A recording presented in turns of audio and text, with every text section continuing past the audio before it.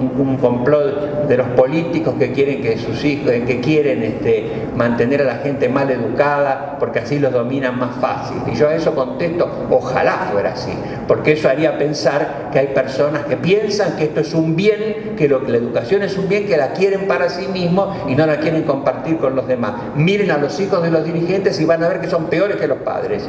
Entonces ahí se demuestra claramente que no consideran que es un bien, Entonces me parece que ese punto es un punto central.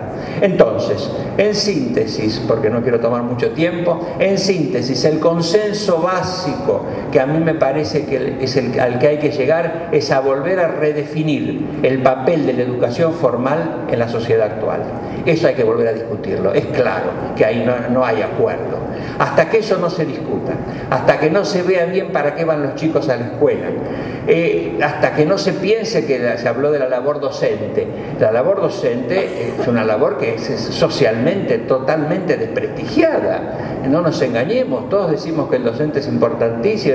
Yo muchas veces he ido a escuelas a hablar, cuando termino de hablar a los chicos que están por decidir a qué actividad se van a dedicar, les digo, vuelvan a su casa ahora y díganle a su papá o a su mamá que van a ser maestros. Y miren la cara que pone su mamá o su papá, y ahí tiene una radiografía de la hipocresía de la sociedad argentina, que dice que los maestros reciben en su casa y reciben en la escuela el tesoro de los hogares, son el segundo padre o la segunda madre, pero que se resisten a que ustedes lo sean. Ahí está el problema central. La profesión docente no está valorizada porque a nadie le interesa lo que hacen los docentes. Y me parece que hasta que eso no cambie, hasta que no se vuelva a ver que la escuela es un lugar que tiene sus características especiales, su función especial, que se dedica a ciertas cosas que los padres no pueden hacer en su casa, me parece que hasta que eso no se vuelva a redefinir, va a ser muy difícil que la situación educativa cambie. Cambiarán los planes, cambiarán las leyes, todo eso se modificará. Pero me parece que eso es un tema central. Y quiero señalarle otro aspecto que se comentó también hoy aquí al pasar, que me parece muy importante, y es el hecho de que gradualmente las clases medias y altas argentinas han ido perdiendo confianza en la tarea que se realiza en las escuelas y hoy confían más en la escuela la gente de menores recursos, que hace sacrificios, como se mostró allí, que hacen sacrificios para mandar a sus hijos a escuelas de educación privada, de gestión privada, porque piensan que la educación ahí es mejor. Esa gente todavía apuesta a la educación. Nosotros apostamos menos, con menos entusiasmo. Nos parece que lo que les enseñan a los chicos son cosas que en realidad no son muy importantes, que en realidad los chicos ya vienen sabiéndolo, todos son muy despiertos, juegan con las computadoras. No se necesita ser un genio para eso. Cualquiera que se pone lo puede hacer. Es decir, los chicos no son todos pichones de Bill Gates como piensan sus abuelos o sus padres. Son chicos que juegan con las herramientas de su época, obviamente sobreestimulados. Pero en fin, nosotros jugamos con el Mecano y nos salimos todos ingenieros. Entonces, me parece que es importante tener idea de esa dimensión. Ese otro mundo, y me parece que se refirió a eso el padre Juan, me parece que es importante también señalar la pérdida de la visión de la trascendencia social de la transmisión, la idea de transmitir a la nueva generación, la idea de diferenciación. Hoy vivimos en una época en la que lo joven es valor absoluto. Lo joven es una categoría encerrada en sí misma, no es un pasaje en una formación, sino que todos queremos ser jóvenes siempre. Es decir, queremos permanecer eternamente jóvenes. Por eso queremos ser los amigos canosos de nuestros hijos o de nuestros alumnos. No establecemos esa diferencia, y esa diferencia es fundamental, como se dijo, para el desarrollo de los chicos, y también es fundamental para ponerlos en posesión de una herencia cultural a la que tienen derecho por la sola razón de ser humanos. Vienen a un mundo que ya estaba y que seguirá estando, y si no tienen idea de esa dimensión histórica, la trascendencia de la tarea que realizan se pierde. Se pierde porque no se ven como pasado valioso de un futuro que vendrá, sino valoran el pasado que tuvieron. Y me parece que estamos fallando en esa función de transmisión. nos estamos convenciendo gradualmente de que no tenemos nada para decirle a las nuevas generaciones. Yo creo que no es así. Creo que tenemos mucho para decirle. Por supuesto que hay muchas otras cosas que tendrán, que tendrán más facilidades, pero me parece que también se están perdiendo una riqueza cultural y humana importante. Tiempo atrás me tocó hablar sobre uno de estos temas y estaba en la audiencia Felipe González, y cuando terminé de hablar, Felipe González dijo, bueno, dice, pero yo aprendo en realidad, mis hijos me enseñan a mí porque me enseñan a manejar las máquinas. Entonces digo, me parece espléndido, le digo yo, me parece espléndido que le enseñe, pero a mí me hubiera encantado tener un padre como usted, que tuviera la experiencia política que tiene usted, el conocimiento del mundo que tiene. Me parece que usted tiene muchísimo para enseñarle a sus hijos y debiera ser un privilegio haber sido, ser hijo suyo. Las máquinas se las puede enseñar cualquiera, pero la experiencia humana que cada uno de nosotros ha adquirido en la vida me parece que debe ser transmitida, debemos tomar la responsabilidad de transmitirla a nuestros hijos. De modo que creo que el consenso básico es ese, volver a la importancia crucial que tiene la educación para el desarrollo individual y el desarrollo social. Como decía el doctor Alfonsín recién, yo no creo que solo se haya que educar porque es un elemento económico. Yo escapo cuando oigo hablar de los recursos humanos. Lo humano no es un recurso. Hablaremos de formación de personas, pero nosotros no somos recursos para nadie, somos personas, ¿no es cierto? Y me parece que la educación es eso, lo que se ocupa es de formar personas.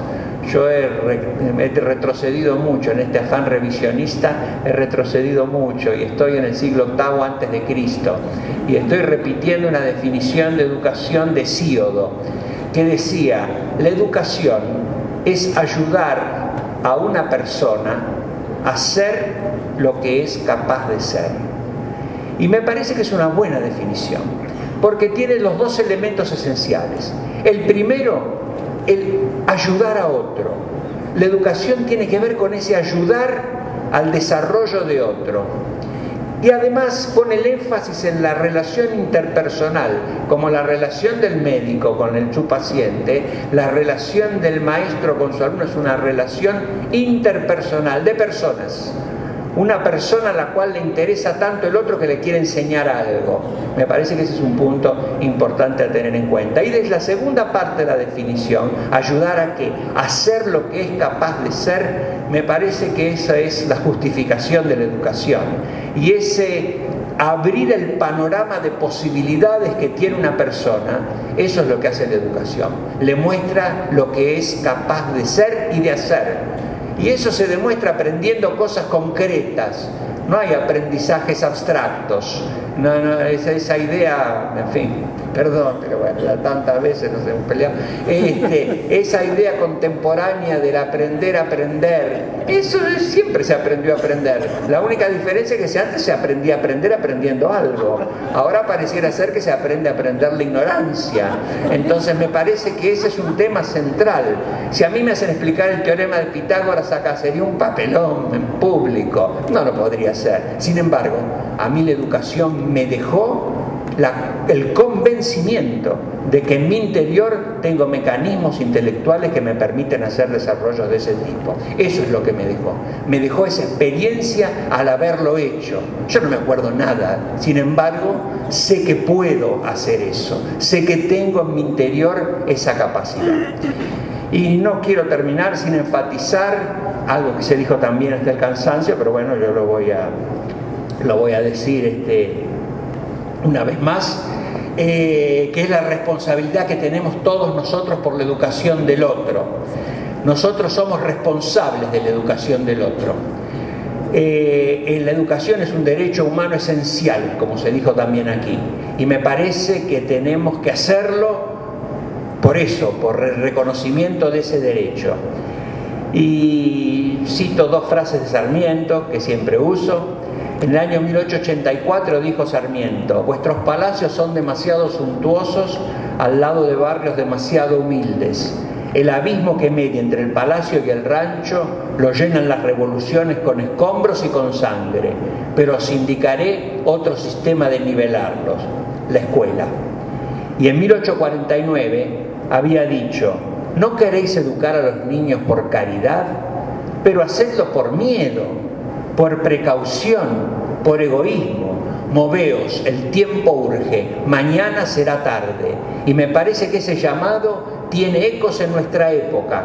Si no hacemos algo para educar mejor a la mayor cantidad de gente posible en nuestro país, a quienes nos rodean, de quienes depende la calidad de nuestra vida, esta va a ser cada vez más difícil en el futuro. No nos van a bastar los custodios, los perros, los guardias, nada, porque es una responsabilidad que tenemos de hacer que los otros que están frente a mí tengan al menos la posibilidad de comunicarse conmigo. Esa posibilidad se está perdiendo aceleradamente porque ya tenemos gente, como se ha señalado también aquí, creo que fue Gustavo que mencionó del programa ese que pone los subtítulos, de gente que habla en nuestra lengua porque ya no la comprendemos. Esa es responsabilidad nuestra, esa es responsabilidad de nosotros en cuidar ese bien público que es la cultura que nos rodea. Ese es un bien público que depende de nosotros el conservar. Y por eso me parece tan alentador una reunión como esta que han organizado, tan importante la labor que realizan ustedes desde el proyecto Educar y muchas otras organizaciones que se ocupan de estos temas, porque acá hay dos soluciones. O tenemos unos políticos iluminados que en un momento determinado dicen, bueno, este es el objetivo, y dan el ejemplo, porque esto es ejemplo, y dan el ejemplo, que eso es importante. Yo tuve oportunidad hace un tiempo, no voy a decir cuánto tiempo, pero de hablar con un presidente de la República en la Casa de Gobierno, y le dije, ¿por qué no hace como hacía el presidente Mitre, que se cruzaba hasta el Colegio Nacional de Buenos Aires a ver las clases o a ver los exámenes? Esa es una poderosa señal de la importancia de la educación. Obviamente no fue, pero me parece que el ejemplo es central. Y me parece que eso es lo que no vamos a tener.